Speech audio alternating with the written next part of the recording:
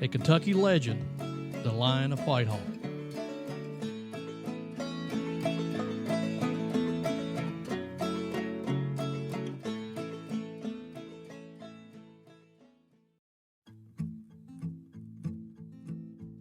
Welcome to Uncommon History of the South podcast, where we uncover little-known facts of uncommon history.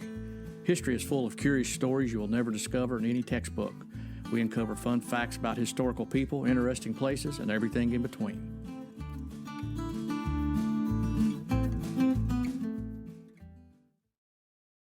Hello and welcome to Uncommon History of the South podcast. I'm Brian. And I'm Harold. And this is a part 2 of a Kentucky legend, the Lion of Whitehall, Cassius Clay. So where are we going to pick up this time and start on this one? We're going to start, I know he was a newspaper man. He owned a newspaper in Lexington, Kentucky. Yep. Yes, an anti-slavery newspaper called the True American.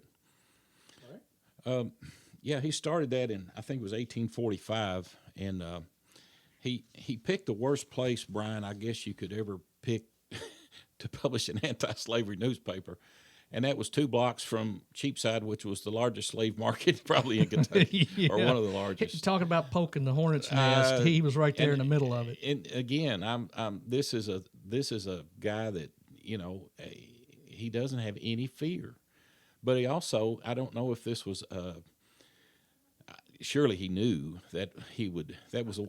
I'm sure he did it on purpose. Just knowing a little bit about his character, right. That he was a fearless man, and he was passionate in his beliefs about anti-slavery. Right. So he was going to get right in the middle of it and make a statement. Well, it was a 2-story building, I think, maybe 3 stories. I don't know. He right away, he covered the doors with sheet iron to make it hard to break into, because he knew he was going to have problems. You know, I mean, he knew that was unpopular.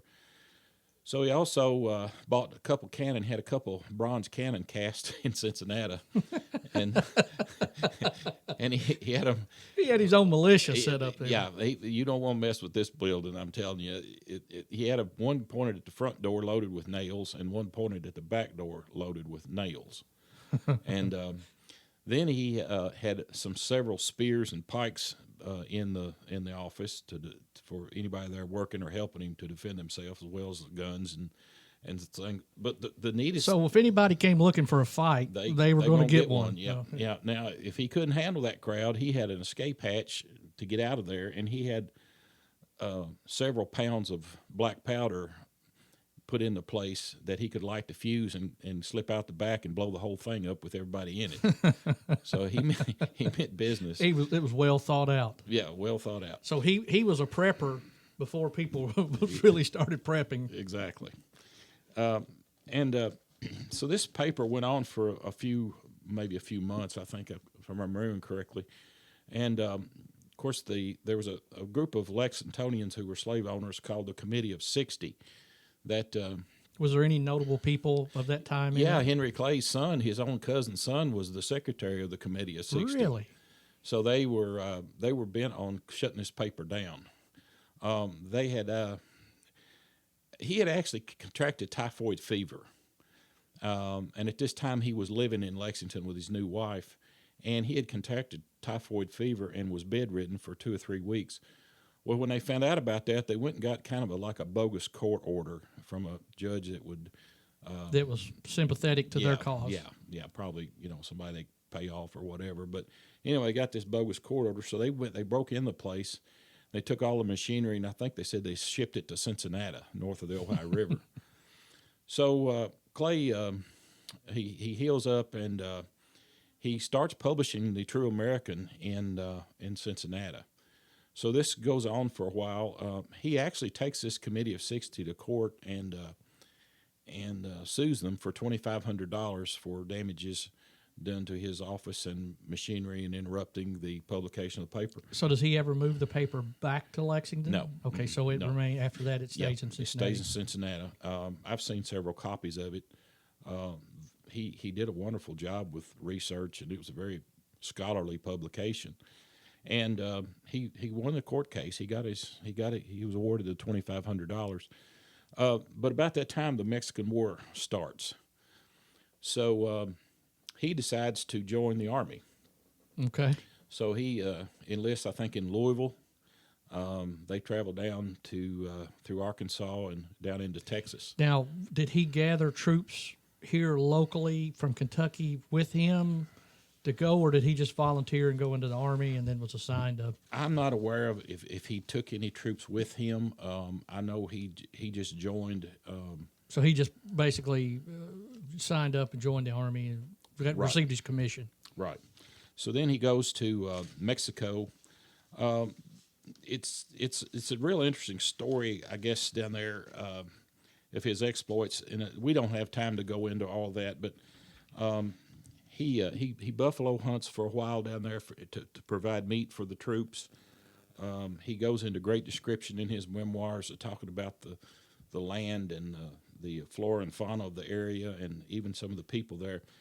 But I think he was served under Major J.P. Gaines, and they were out in an area there, and I think they had gotten some bad intelligence about where the enemy was, because they woke up one morning and they were surrounded. Wow. So he was taken as a prisoner of war. Okay. And they were taken into Mexico City, and they were actually going to execute him. Clay, this is where his bravery again. He's cool-headed. He can think when most people would be really rattled. He had a very clear head, and he just stepped out and told the officials there. They stuck a sword to his throat and a pistol to his head, and he told them, he said, if you're going to execute someone, said, start with me. Wow. And how was that received? Well, they must have admired his bravery, because he saved their lives, and none of them were executed. He was still held prisoner for a period of time, and then they were rescued later. He comes back to Lexington, and because of his Mexican War exploits, the citizens of Lexington had a wonderfully jeweled sword made for him. And if you go to his house today in Whitehall there in Madison County, Kentucky, you can see that sword, and it is inscribed from the grateful citizens of Lexington for his heroism in the Mexican War. And you just so happened to visit and I just saw there it today. And I just saw it today. Wow. So, yes. Okay, so he was quite the speaker. Mm-hmm. So I guess he's like one of these old-time politicians that could jump up on the stump and draw a crowd and keep your attention. So, well, there was a story about him, and I don't know if this is true. I can't remember if he actually wrote this himself, but several people that researched Clay said that he carried three things to the speaker stand with him.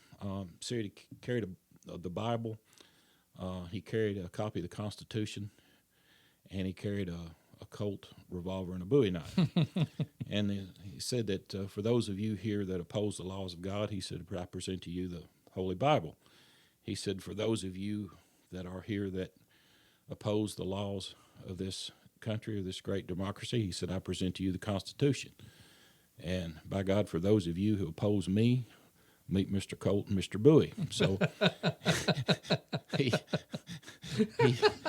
had all the bases covered. Yeah, he wasn't playing. Messing around. Yeah.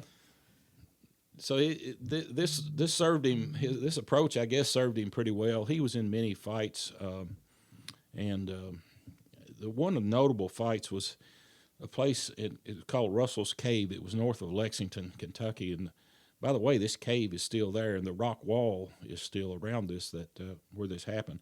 There used to be a house there that has been torn down a few years ago, but it was still the house that was there where this political rally was held.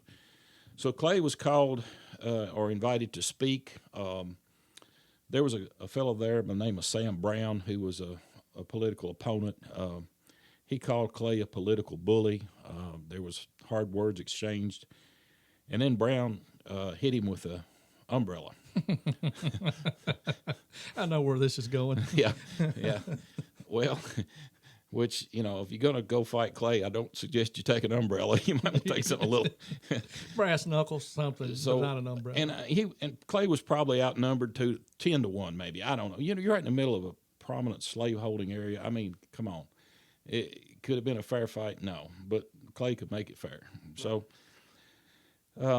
he lunged at Brown. He pulled his Bowie knife and he lunged at Brown. And people grabbed him from behind. And he couldn't get loose. to fight, and he was struggling with them, trying to get to Brown, and Brown pulled a Colt revolver and shot him, attempted to shoot him in the chest. Well, he shot, but Clay just kept coming. Clay hit him in the skull with this Bowie knife and split a big 3-inch incision in the top of his head.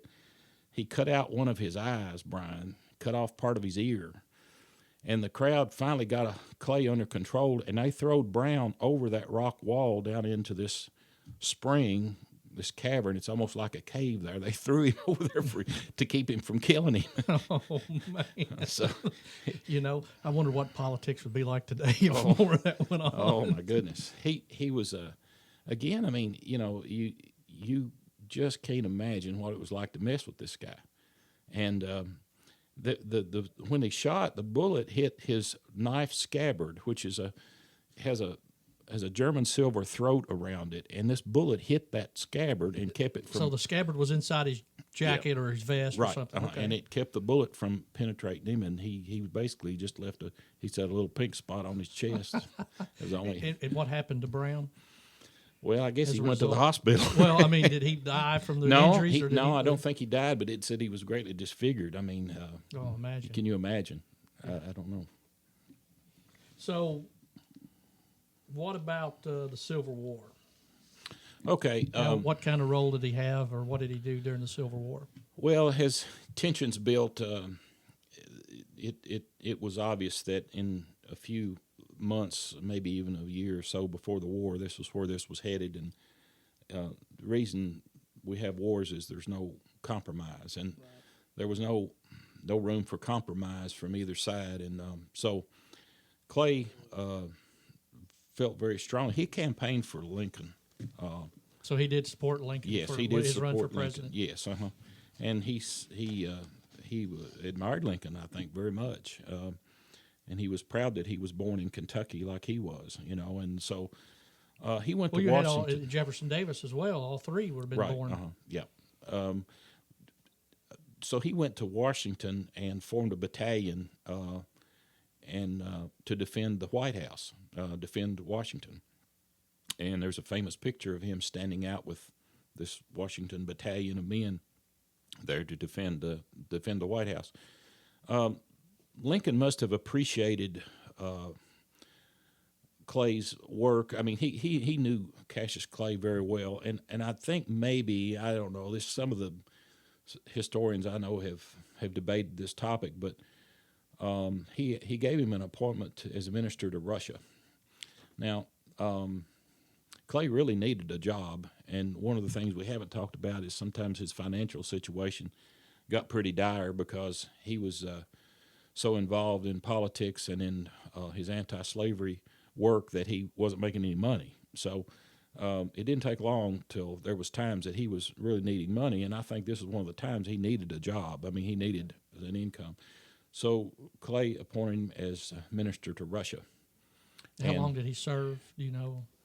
I'll have to look the dates up, but I'm thinking 6 or 7 years. It was like 2 different times. His wife went with him over first, and then they came back, and then he went back.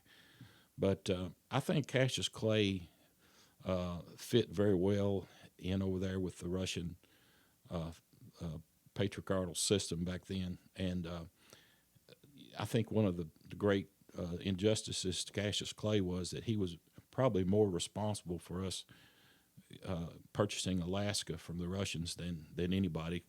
He just didn't receive credit for it. Yeah, Seward received all the accolades for that, but trust me, Cassius Clay laid the groundwork through friendships with that family. In our next podcast, we may go into his Russian experiences and some of the stories about him over there and so forth. Okay, well, I think that's a good place to end. So looks like we're going to do a part 3 to the line of Whitehall, Cassius Clay. Thank you for being part of Uncommon History of the South podcast. If you'd like to help support our podcast, please share our podcast with your friends. Leave a 5-star review and a comment. This will help others find our podcast on all the major platforms. And make sure to friend us on Facebook.